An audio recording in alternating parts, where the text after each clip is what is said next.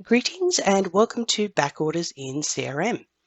So if we come over to the inventory area on the menu and come down to the backorder section, we have a purpose-built section in CRM that will just show you backorders. So what we have are all of your sales orders, the customers that they're for, the products that are on backorder, and we can basically see the quantity that is on backorder from here. So this is a great way for seeing all of your backorder orders in the system from one spot.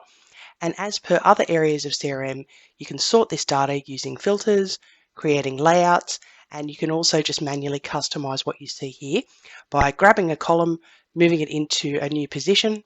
We can also click on the little gear icon next to the columns. We can sort ascending, descending, and we can basically change what's on view here. So if we scroll over a little bit further, I can go and add and remove different columns from my view and basically customize this. So I've got a lot of stock information here to do with the back orders, such as what's in stock at the moment, what's coming on purchase orders, etc. Now, when it comes to managing the back orders, there's a couple of things that we can do. So we've got two buttons here, generate work order and generate purchase order. So depending on whether the products are manufactured or whether you buy them from a supplier, we can go and initiate that process in bulk. So I could go and select a couple of sales orders here and then go and generate a work order to start the manufacturing process for them. Or I could go and generate a purchase order to order that stock in from a supplier. So as well as the back orders tab, you've also got the stocks tab over here just above it. So what the stocks tab shows you is all of your stock in CRM. So basically everything that is a track stock product. So that means that little box on the product has to be ticked to say track stock. So this is all of your stock at all of your locations, and we can basically scroll across to see different types of information. So for example, for all your stock, what's on back order at the moment, what's in stock, what's committed to sales orders, what's incoming on purchase orders, we can have minimum stock requirements and recommended quantities, how much is available. So you can basically go and customize this view to show you different things with filters and layouts in the system. So we can also kick off a work order from this point as well. So as well as being able to see backorder and stock positions from the stocks and the backorders tab, when we're working with sales orders, we're also going to get an insight into the stock position. So if I open up an existing sales order here in the system and click on edit, what I'm going to see is the system is giving me some stock information. So what I've got is how many I have available at the particular location that I'm selling from. So what I can do is sell from the existing stock, so I've got enough here, or I can go and manually place this on back order.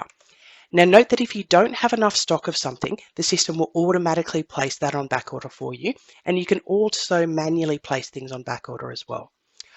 So what I've done is manually place that on back order, and now I can save and close my order. So what we'll see is once an item's on back order, it will show in this green color once it's been saved. So the system is actually warning me at this point that I have stock of this coffee machine in other locations. So if that's the case, I could do a stock transfer to move stock from one location to another so that I can continue to sell it from this original location, or I could change my sales order so that it sells from the location that has available stock. If you're not running multiple locations, you don't need to worry about any of that.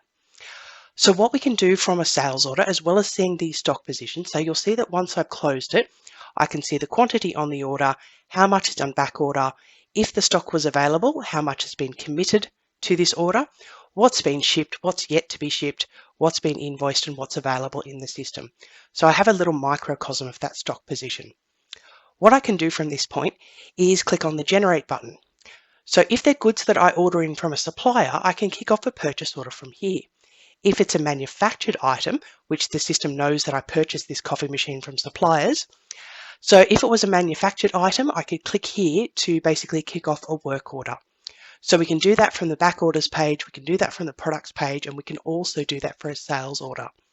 So the benefit of doing it from here is if I click to create a purchase order here, what I can do is select the supplier that I'd like to buy the coffee machine from, click OK, and then go and choose the product that I'd like to buy. So once I've done that, the system has created me a purchase order, and it's also linked my purchase order to my sales order.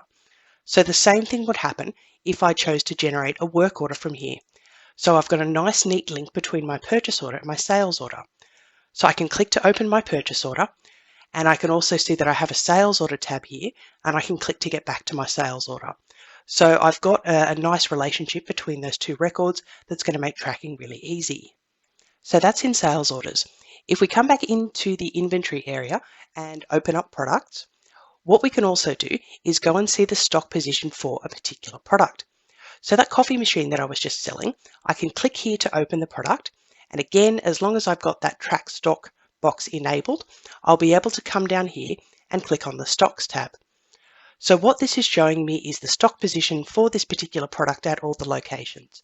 So it's basically a microcosm of what we were seeing on the stocks tab, because this is just for one product.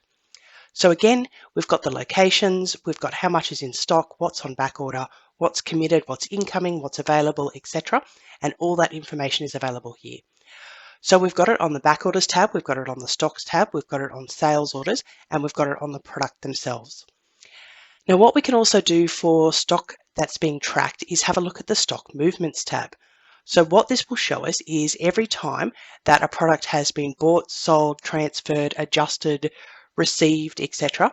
in the system.